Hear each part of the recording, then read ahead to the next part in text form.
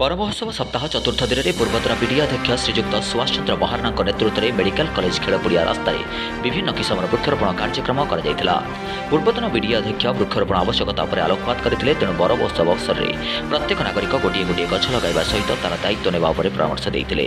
उक्त कार्यक्रम में ब्रह्मपुर मेयर श्रीमती संघमित्रा दले, विजय चंद्र सामल, मुकुंद गौड़, भीष्माचार्य चौधरी, सौमिक साहू, सुनंदा चौधरी, दमयंती साहू, हरप्रिया साहू, एंकटी रेड्डी, प्रभाकर महांती, कैलाश पट्टनायक, लक्ष्मण चौधरी, हेमंत पंडा, डी बलराम पात्र, प्रमोद महाराणा, बाबू सेठी समस्ते सहयोग करथिले।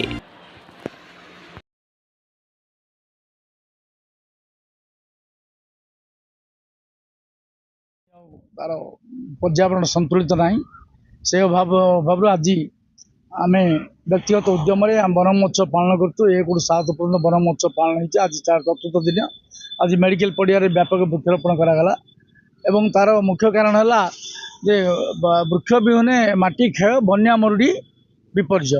वृक्ष विहुन हेले सब पृथ्वीर नष्ट भ्रष्ट हो जाए। तेणु आज अति ध्वंस जाऊँगी, वृक्ष भाव में पृथ्वी ध्वंस हम।